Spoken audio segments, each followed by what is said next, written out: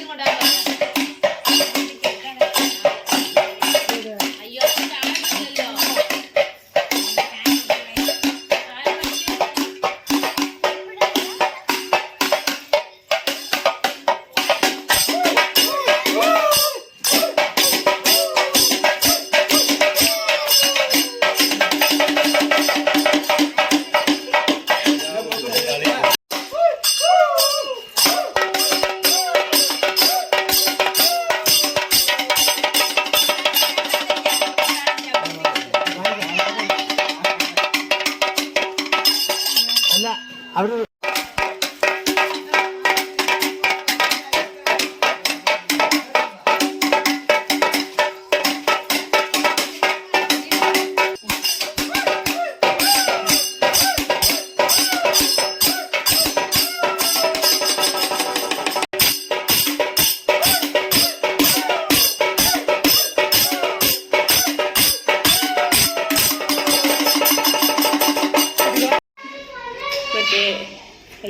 ഉത്സവത്തിന് പോകാൻ വേണ്ടി വൈകുന്നേരം ഉത്സവത്തിന് പോകാൻ വേണ്ടി തയ്ക്കുന്ന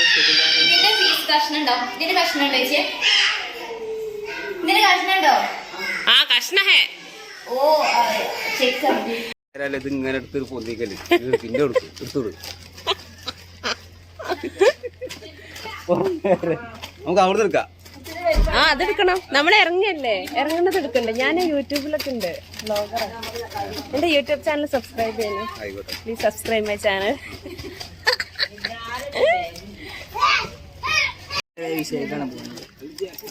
ഉത്സവത്തിന് പോവാ. വൈരങ്കോട് ഉത്സവല്ലേ? ഏതാ ഉത്സവം? ഏതാ ഉത്സവത്തിന് പോണേ? Vairankode.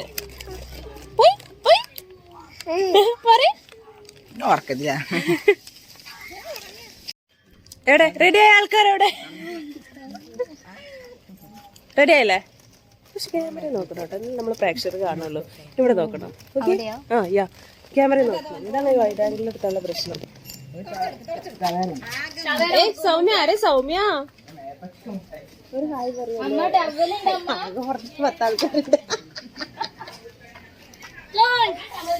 Hi guys, welcome to my YouTube channel. പറയടോ, എന്താണത്? എങ്ങോട്ടാണ്?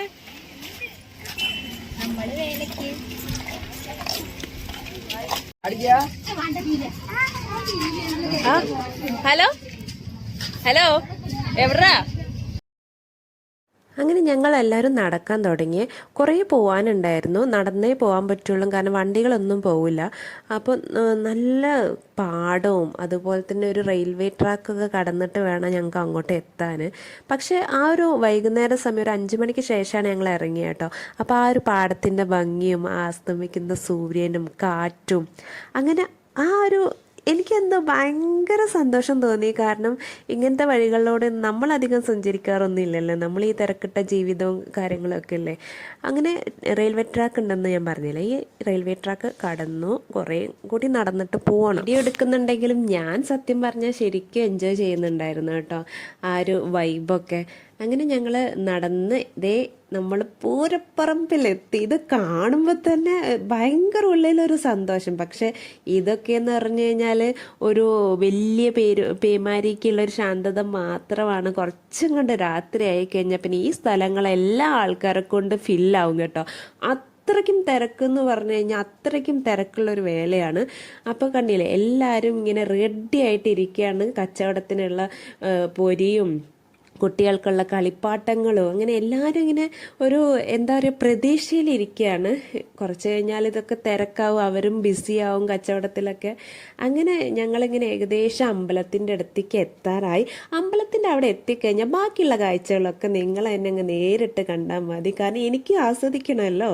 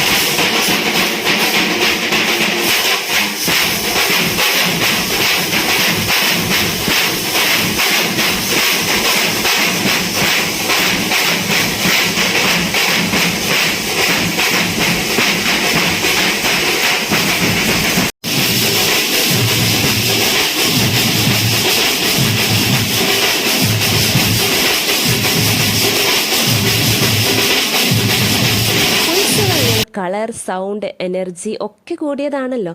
അതുപോലെ തന്നെ ഫുഡ് സ്റ്റോൾസും ഇവിടെ ഒരു ഹൈലൈറ്റ് ആണ്.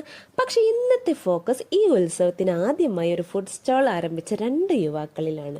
ഇവരുടെ സ്റ്റോളിൻ്റെ സ്പെഷ്യൽ ഐറ്റംസ് എന്ന് പറയുന്നത് ബ്രെഡ് ഓംലേറ്റ് ആൻഡ് പാനിപ്പുരിയാണ്. ഒറ്റ നോട്ടത്തിൽ ഇതൊക്കെ നമ്മൾ റെഗുലർ ഫുഡ് ഐറ്റംസ് ആണെന്ന് തോന്നും. ബട്ട് ഇവർ തന്നെ കുറച്ച് ട്വിസ്റ്റ് ഇട്ടിട്ടുണ്ടെന്ന് പറയുന്നു. അതായത് ഈ പാനിപ്പൂരി ഇവരുടെ തന്നെ റെസിപ്പിയാണ് കേട്ടോ. ഇത് 2 യുവാക്കളിൽ ഒരാളുടെ റെസിപ്പിയാണ് പാനിപ്പൂരി എന്ന് പറയുന്നത്.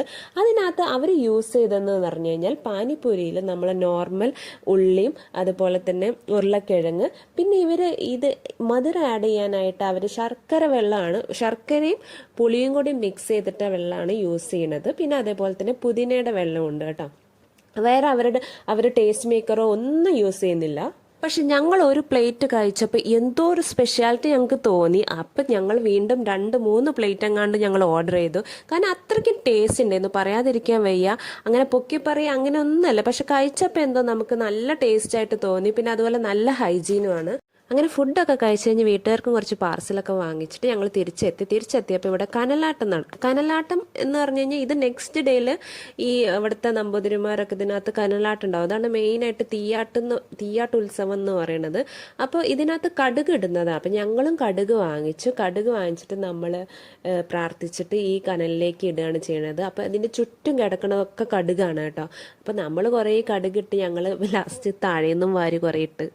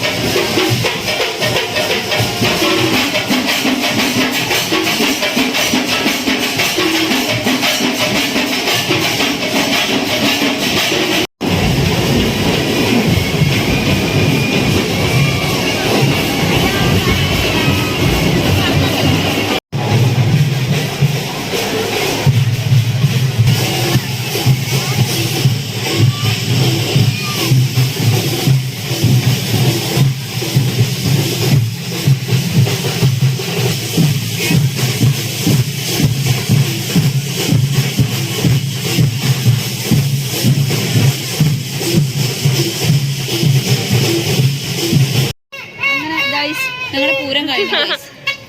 ഞങ്ങൾ ഒറ്റയ്ക്ക് വരികയാണ് ഗൈസ്. വരുമ്പോൾ ഒരു ജാഥ കാതർ പല്ലാച്ചിക്കുള്ള കേട്ടോ. കാതറപ്പം പിടിച്ചോളി. അങ്ങനെ വേലൊക്കെ കഴിഞ്ഞ് നെക്സ്റ്റ് ഡേ എല്ലാവരും ഇറങ്ങാനുള്ള പരിപാടിയിലാണ്. ഏകദേശം ഓരോരുത്തരായി പോവുകയാണ്. അപ്പോൾ ഇനി ഒരു യാത്ര പറച്ചിലിൻ്റെ സമയമായി. സത്യം പറഞ്ഞാൽ എല്ലാവർക്കും നല്ല ഉറക്കക്ഷീണവും ബോഡി പെയിനും ഒക്കെ ഉണ്ട് കേട്ടോ. നടക്കാനൊന്നും വയ്യ.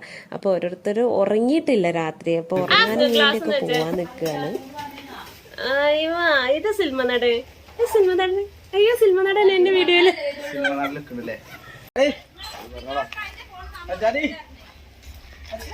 ഡാഡി പോയിച്ചു വരാ ഡാഡി. ഇജെങ്ങോട്ടാണ്?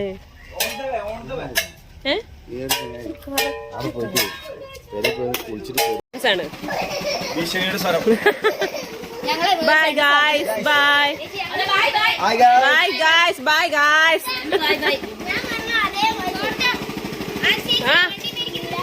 Bye guys, bye bye. ഓൻ അതേപോലെ ചെയ്യും. അടുത്ത ബൈ ഗായ്സ്.